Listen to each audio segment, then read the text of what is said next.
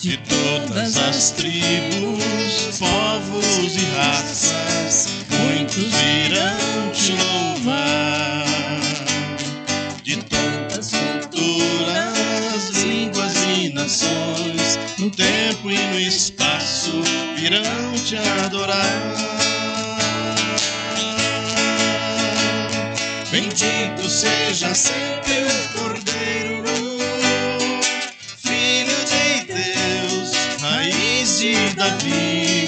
Bendito seja o seu santo nome, Cristo Jesus, presente aqui.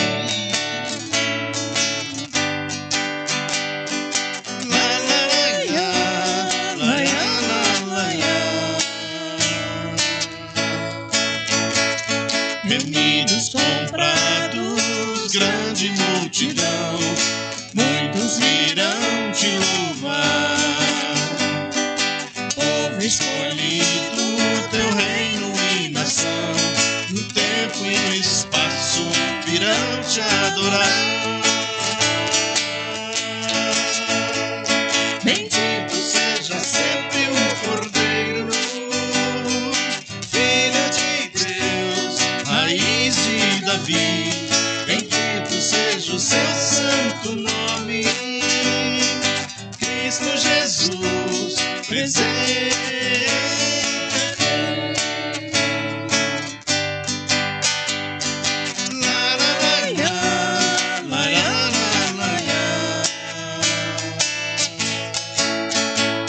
E a nós só nos cabe tudo dedicar, oferta suave ao Senhor. Dons e talentos queremos consagrar, e a vida no teu altar pra teu louvor.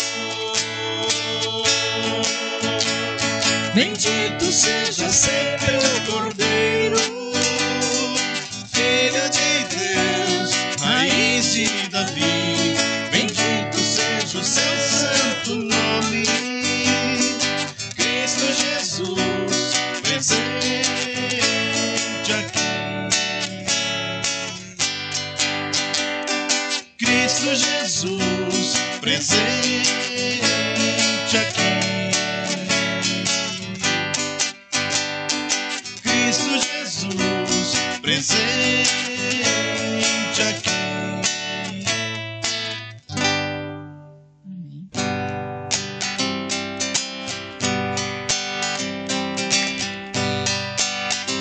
Estamos todos congregados aqui, certamente abençoados também. Há um clima, uma esfera de amor, uma força que se move entre nós.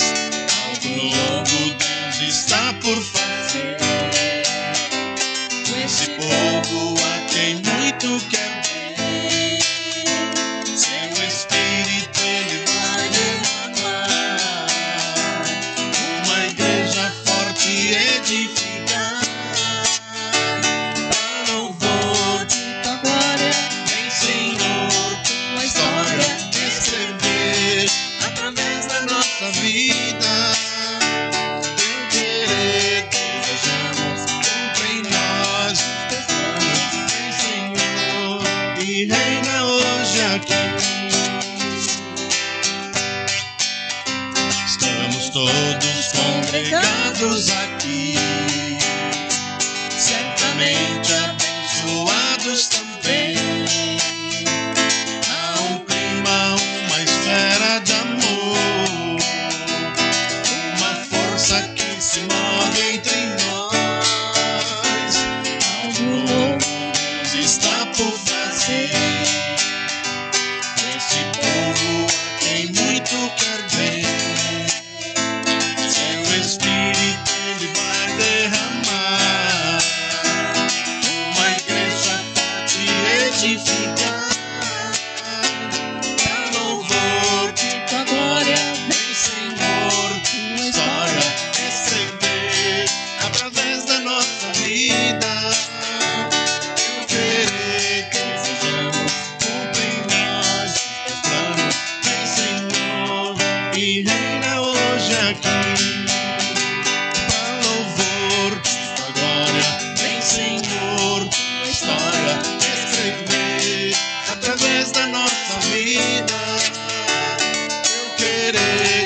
desejamos. Cumpre em nós os teus planos. Vem, Senhor, e reina hoje aqui. Vem, Senhor, e reina hoje aqui. Vem, Senhor, e reina hoje aqui. Amém. Os irmãos acharam? A palavra do Senhor diz assim: é por isso que também nos esforçamos, quer presente, quer ausentes, para lhe sermos agradáveis. É por isso que também nos esforçamos, quer presente, quer ausentes, para lhe sermos agradáveis. Davi, há muito tempo atrás, claro, na época que ele era rei, ele estava vivendo um momento de paz no reino de Israel, e aí ele resolveu fazer um censo. Resolveu chamar, né, o seu comandante do seu exército, como se fosse uma espécie de chefe do IBGE, e mandou recensear toda a população de Israel. O próprio Joabe, que era esse comandante, ele meio que não achou aquela ideia muito boa, mas o Davi estava determinado e mandou fazer assim mesmo. Não sei porquê, mas Deus também não se agradou de Davi fazer esse censo. E aí, por conta disso, Deus mandou um profeta, Araúna, ir até Davi e dizer: olha, o Senhor, ele não se agradou do censo e você vai sofrer uma consequência. Você pode escolher. A consequência é cair na mão dos inimigos, a consequência é você adoecer ou vir uma praga. E aí Davi, ele escolheu a praga, contando com a misericórdia de Deus, que Deus pudesse ser misericordioso e não derramasse da praga. O problema é que a praga veio, e aí começou a afligir todo o povo de Israel. E aí Davi, ele resolveu clamar ao Senhor, pedir ao Senhor misericórdia, e aí ele entendeu também que talvez tudo aquilo estivesse acontecendo porque a arca do Senhor, que simbolizava a presença de Deus, estava em tendas. E aí ele dizia: não pode a arca do Senhor ficar em tendas e distante de Jerusalém. Então eu vou construir um templo em Jerusalém para o Senhor. E aí, por conta dessa intenção dele, ele vai atrás de um lugar para poder construir esse templo. E ele escolhe um lugar. E aí ele chega ao proprietário dessas terras e diz assim: faz um preço, eu quero comprar essas terras para construir um templo para o Senhor. E esse proprietário diz para Davi o seguinte: olha, escolha o lugar que você quer e esse lugar é seu. E aí Davi diz: bom, peraí, eu quero comprar a propriedade, eu quero pagar o devido preço por ela. E o dono da propriedade, simpático, Davi diz: não, você não precisa pagar nada, é oferta minha, né? Pode escolher qualquer lugar e esse lugar será seu e você pode fazer dele o que bem quiser. E aí Davi diz uma coisa muito interessante para esse homem. Ele diz assim: não tomarei o que é seu para oferecer a Deus. Não apresentarei holocaustos que nada me custaram. Ou seja, Davi diz para ele o seguinte: eu não vou pegar alguma coisa de alguém para dar para o Senhor. Eu quero comprar e eu mesmo oferecer para o Senhor. Não quero fazer nada para o Senhor que não me custe nada. Por quê? Porque Davi, ele tinha a intenção de dar o melhor para Deus. O seu Senhor merecia muito mais do que restos ou de qualquer outra coisa que não lhe custasse nada. Esse mesmo Davi, ao escrever o Salmo 116, versículo 12, ele diz o seguinte: que darei eu ao Senhor por todos os benefícios que me tem feito? Que darei eu ao Senhor por todos os benefícios que me tem feito? A gente se pergunta coisa desse tipo como Davi se pergunta? A gente pensa como Davi pensa a respeito do que a gente oferece para Deus? Será que a gente está dando o melhor para Deus como Davi queria dar o melhor para Deus? Será que a gente calcula os benefícios que Deus nos dá e quer retribuir de volta para Deus com o melhor?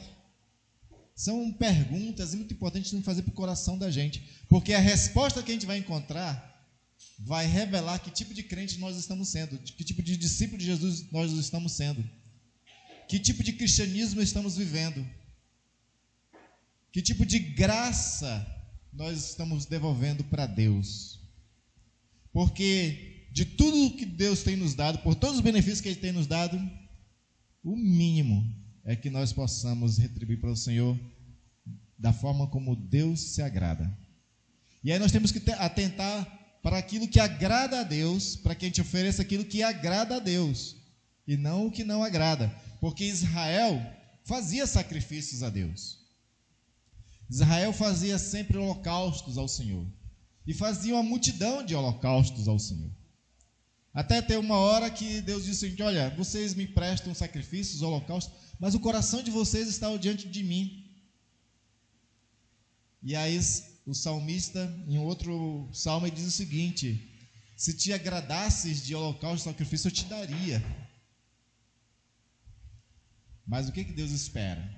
Então nós temos que saber o que Deus espera. E eu elenquei algumas coisas muito importantes que Deus espera de cada um de nós. Deus, ele se agrada por algumas coisas que a gente faz, algumas atitudes, alguns comportamentos. E a primeira coisa que eu quero elencar para você é de que Deus se agrada daqueles que têm fé.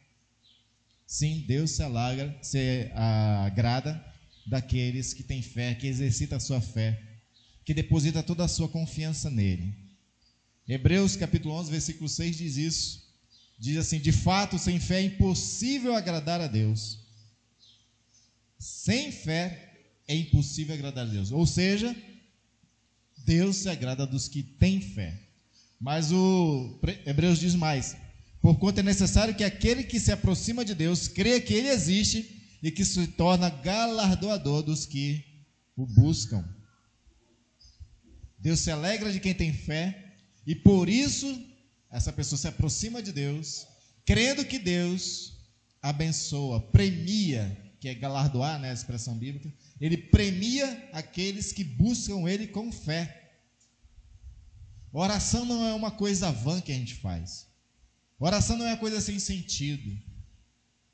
Uma vez um existencialista ateu fez a seguinte pergunta: quem ouve as nossas orações quando oramos? A ideia dele era que ninguém ouvia, porque ele era ateu. Ele era um homem sem fé. Tipo de pessoas assim não agradam a Deus. Mas não agrada a Deus também os crentes que, devendo ter fé no Senhor, às vezes ora sem fé. Às vezes ora de forma tímida, achando que Deus não vai responder o clamor. Mas Deus se alegra quando você, ao clamar, sabe que Ele premia, que Ele galardoa, que Ele abençoa aquele que o busca.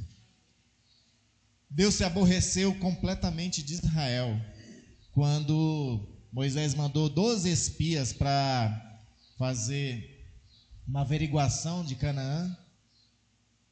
Israel estava há 2 anos já caminhando no deserto, já estava à beira do Rio Jordão. Era só atravessar o Rio Jordão e tomar posse da terra prometida. Então Moisés, ele antes envia 12 pessoas, representando 12 tribos de Israel, para olhar aquela terra, fazer uma avaliação de qual era o desafio que eles tinham ao atravessar o Rio Jordão. Eles vieram trazendo uma vara com coisas penduradas de todas as coisas boas que existiam em Canaã. Todos eles estavam alegres pela bênção que era Canaã, pela bênção que era a terra que Deus prometeu para eles.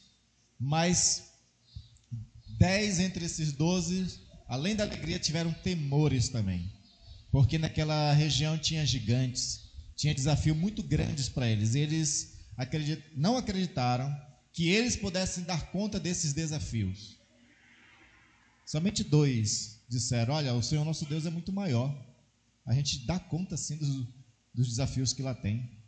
Deus nos tirou com mão forte e braço estendido do Egito, de forma poderosa Deus tirou Israel do Egito, mas ainda assim aqueles 10 não creram. E aí eles foram uma espécie de laranja podre para todo Israel.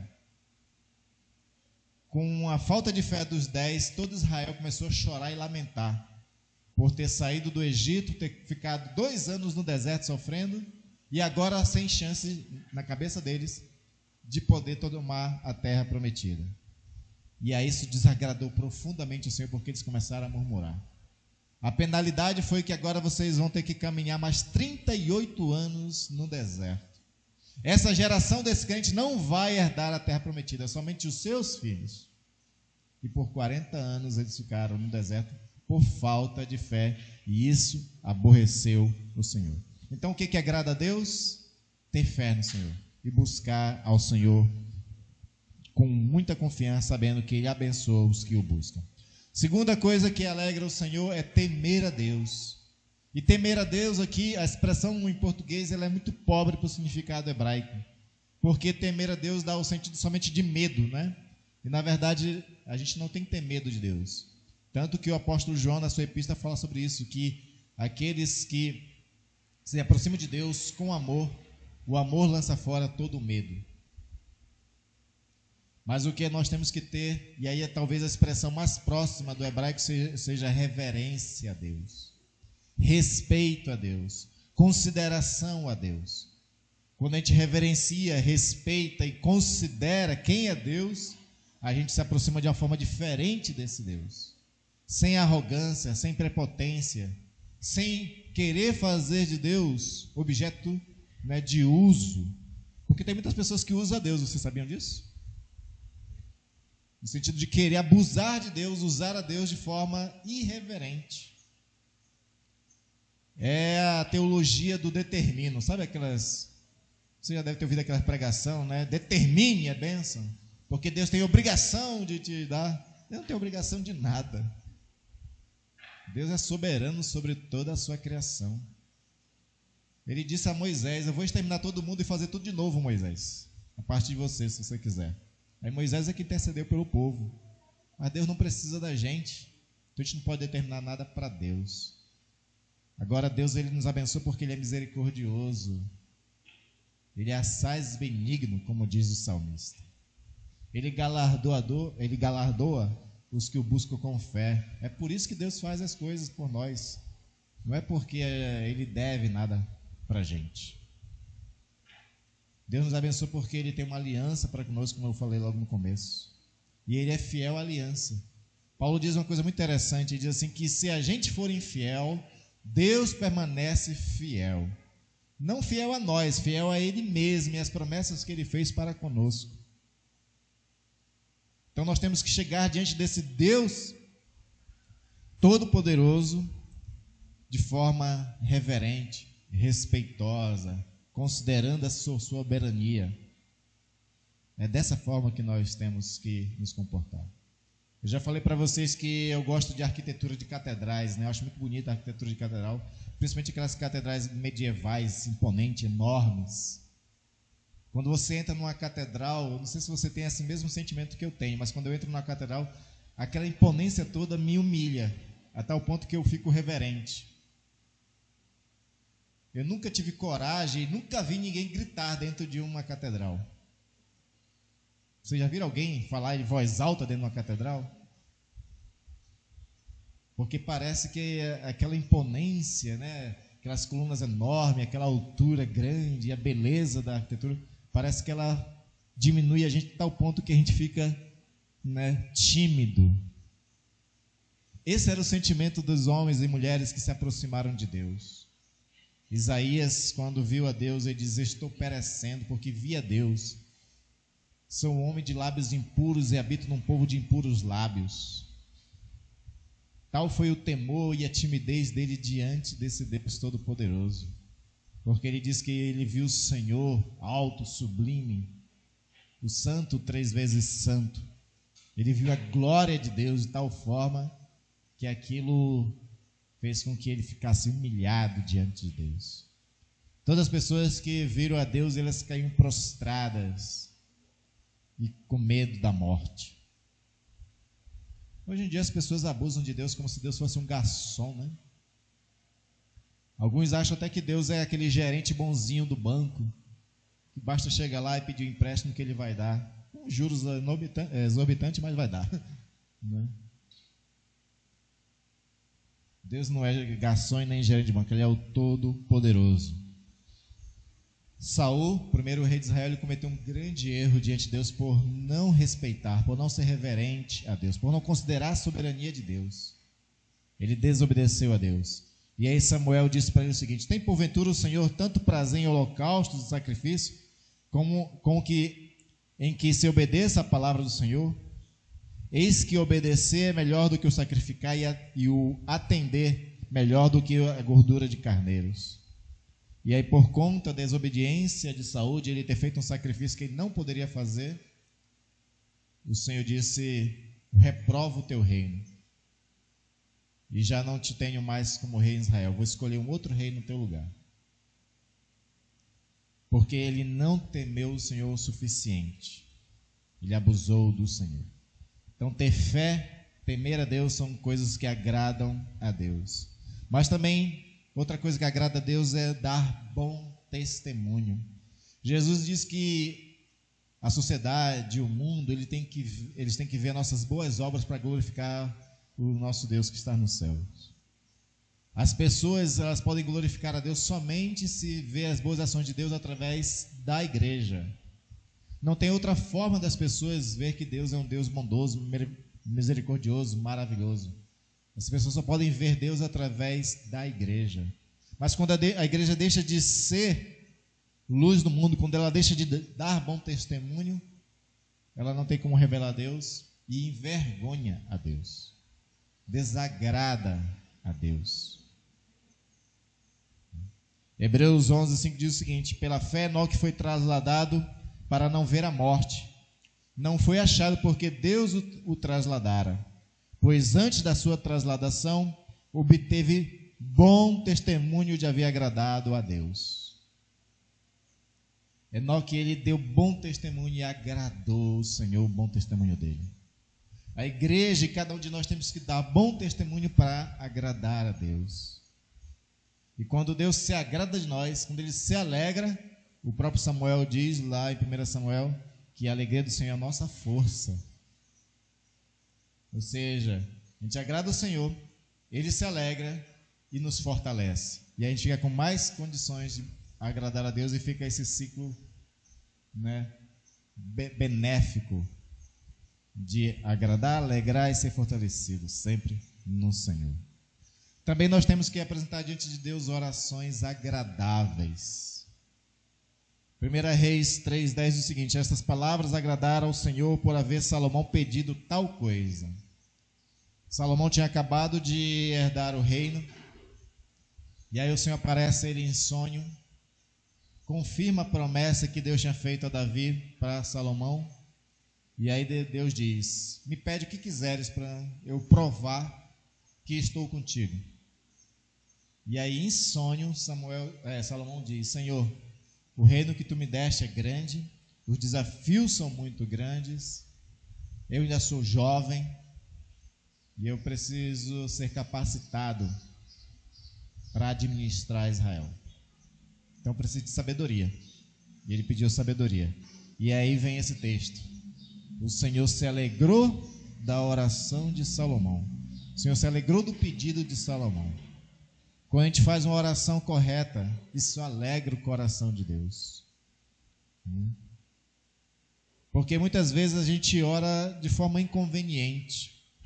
Tiago, na sua epístola, no primeiro capítulo, ele fala: vocês oram e não recebem porque oram mal. Oram para os seus próprios deleites, para as suas próprias ganâncias, para preencher vaidades. Então nós temos que entender quais são as coisas que alegram a Deus. E a gente vai descobrir quais são as coisas que alegram a Deus para a gente orar na própria palavra de Deus.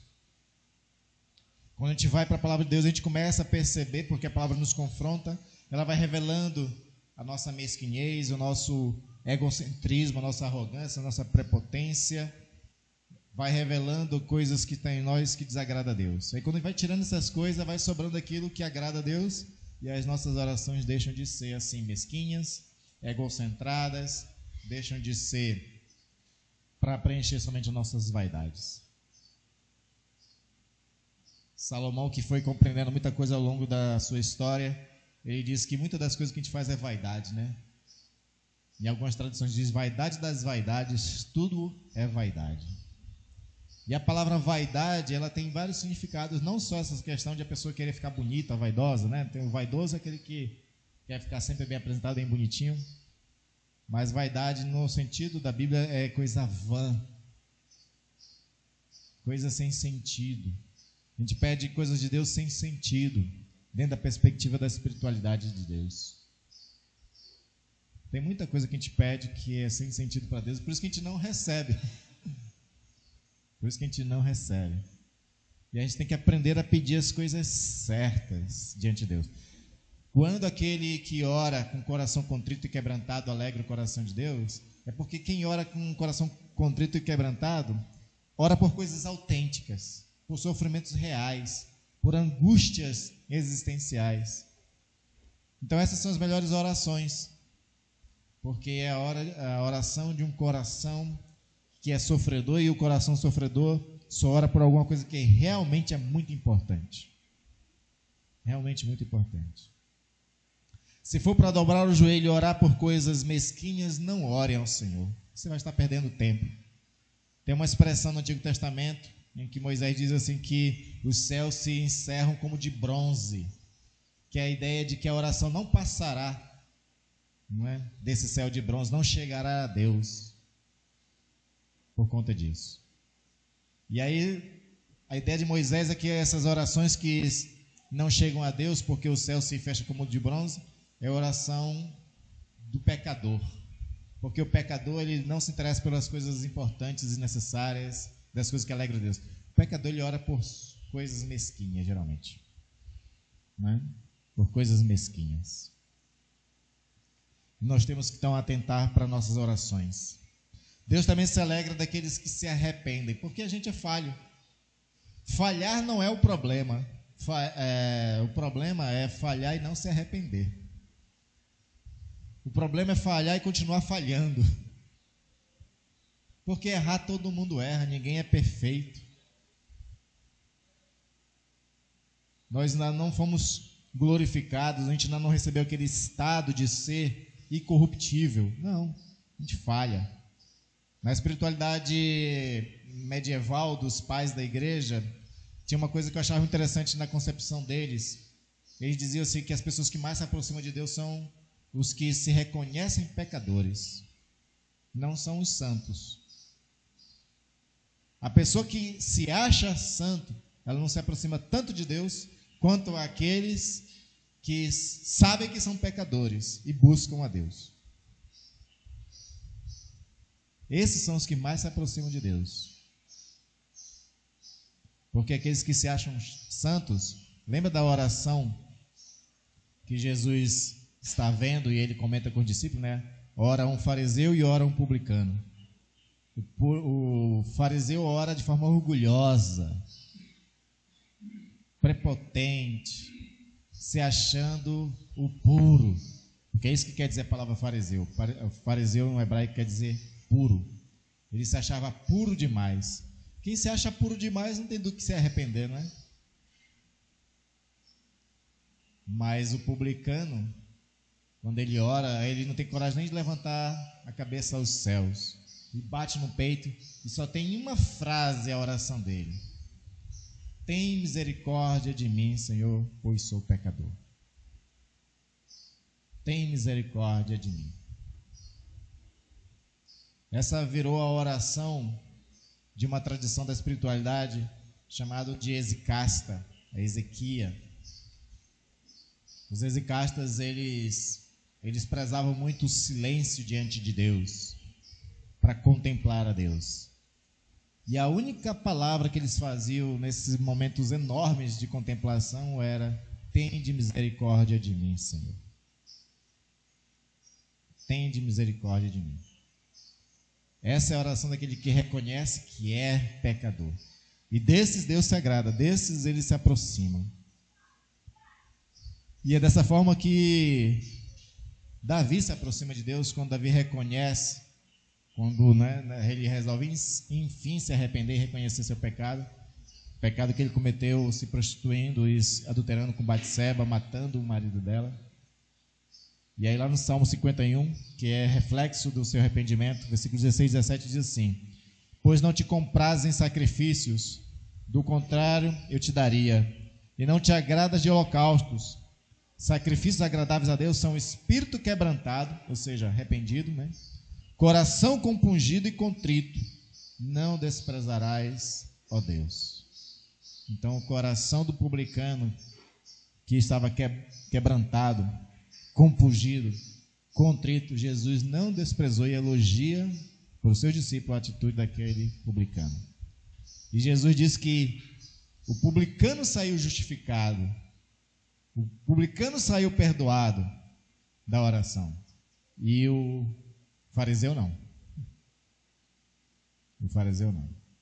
Então o arrependimento agrada ao Senhor. Fazer o bem agrada ao Senhor. E fazer o bem tem muito mais do que só dar bom testemunho, porque dar bom testemunho é a gente revelar o caráter de Cristo. E fazer o bem é ações concretas na vida das pessoas. Eu estava ouvindo hoje, essa semana, um pregador da teologia da missão integral, e ele falava assim que não tem como a igreja, ao passar pelas ruas e ver uma pessoa caída, uma pessoa mendigo, morador de rua, passando fome, e não se constranger com isso. Porque todo aquele que tem Deus no coração se compadece dos que sofrem. E quando a gente realmente se compadece, a gente faz alguma coisa para ajudar essa pessoa que sofre. E aí a gente manifesta Deus para essa pessoa que sofre quando a ajuda, quando manifesta o amor dele. Porque não dá para a gente dizer para as pessoas que Deus ama elas por palavras somente. Porque de palavras as pessoas já estão cansadas. Nós somos a geração das palavras, a gente gasta muitas palavras. As palavras são tão gastas que elas vão perdendo o seu gosto, o seu sentido, o seu significado. E aí daqui a pouco ninguém acredita mais nas palavras. Mas ninguém tem como reprovar uma boa atitude. E é de boas atitudes que a igreja precisa no tempo que nós vivemos. Nós vivemos uma época que a igreja ela busca poder, crescimento. Às vezes eu fico avaliando um pouco essas questões, sabe? Fico avaliando assim, Senhor, a gente quer crescer como igreja, mas para quê? Só para dizer que é grande? Só para encher banco?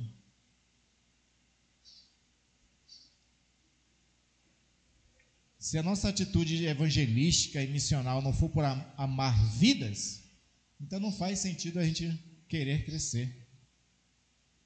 Porque tem igreja por aí que tem interesse somente nisso, em crescer, porque quando cresce, enche o ego do líder, faz ele ser o pastorzão, o grande líder, né? Uma voz representativa na sociedade, ganha títulos, faz a igreja ter mais dinheiro. Tem muitos pastores que querem igrejas grandes para poder negociar e ganhar dinheiro com os membros. Vocês sabiam disso? Tem uma coisa que ficou famosa de uns anos para cá, que é a tal das caravanas a Israel. Vocês já ouviram falar disso? E aí o pastor quer ter igreja grande porque ele faz acordo com as agências de viagem. Porque eu já recebi proposta disso uma vez. A agência faz o seguinte: se o pastor conseguir 15 pessoas paguem para uma caravana, o pastor ganha a passagem dele de graça e mais 500 por cada pessoa.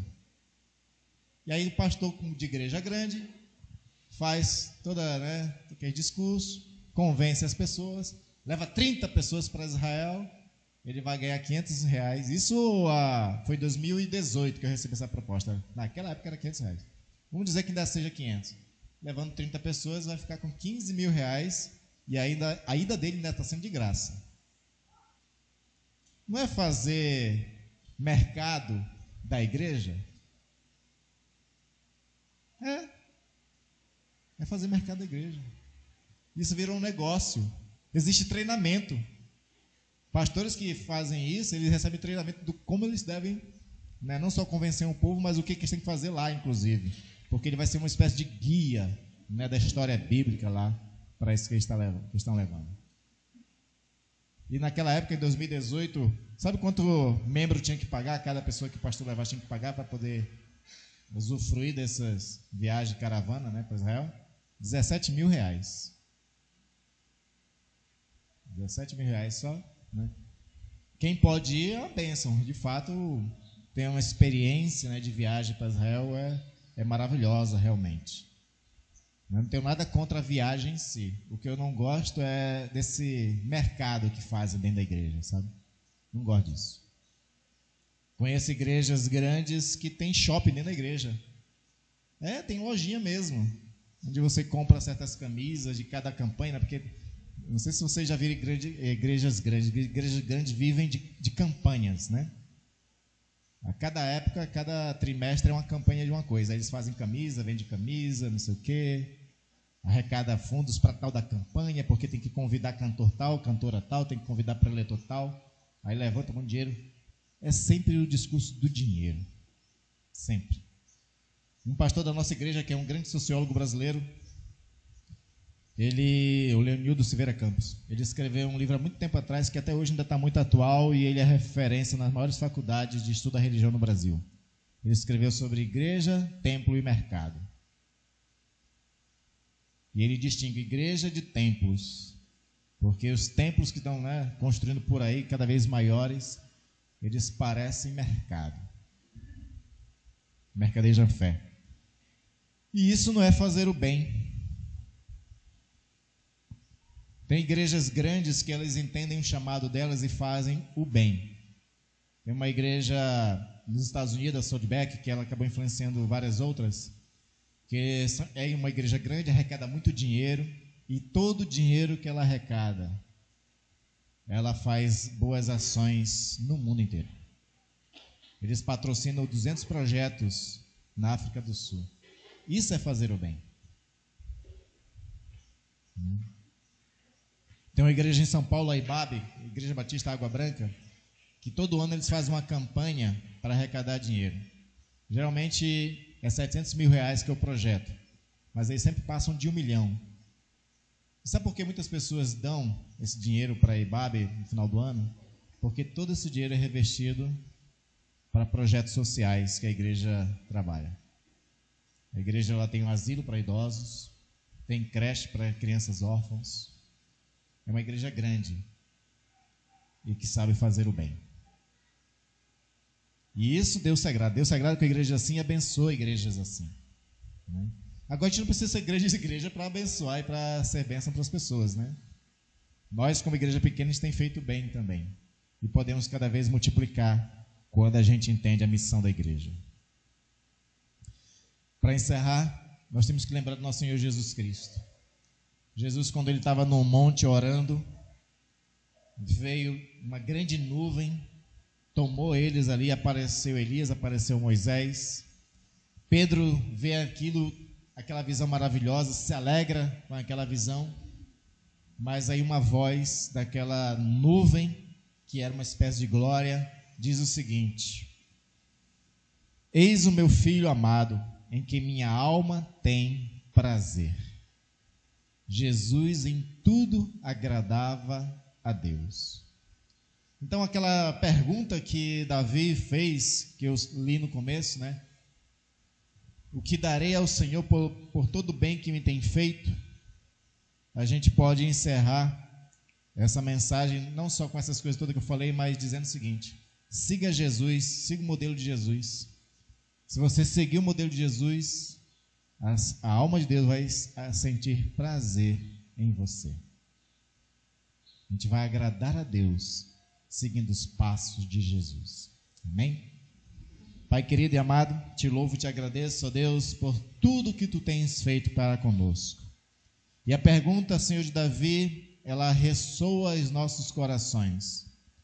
O que darei ao Senhor por todo o bem que tu me fazes, pelo bem que tu nos faz, ó Pai?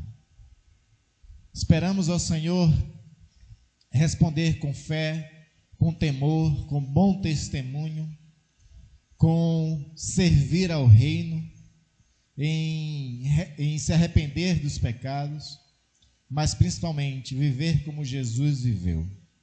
nos ajuda a viver como Jesus viveu. Que o Espírito de Deus, que em nós habita, nos impulsione a viver como Jesus viveu. Que o caráter de Cristo, presente no Espírito Santo, em nós brote para que o caráter de Jesus tome conta do nosso ser e a gente tenha o caráter de Cristo. Que as boas motivações que motivavam Jesus motive também a cada um de nós. Que o bom proceder de Jesus seja o nosso bom proceder.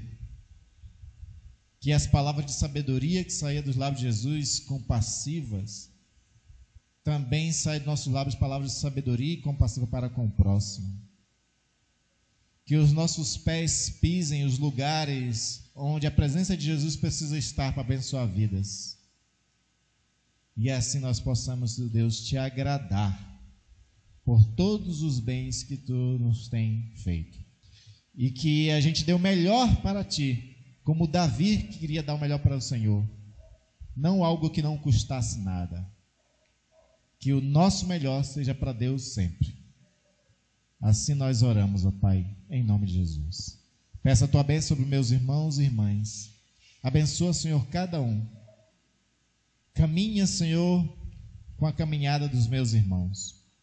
Sustenta cada irmão e irmã com a tua destra fiel. Dá ousadia, dá coragem, dá vitória, Senhor, na sua caminhada durante toda a semana.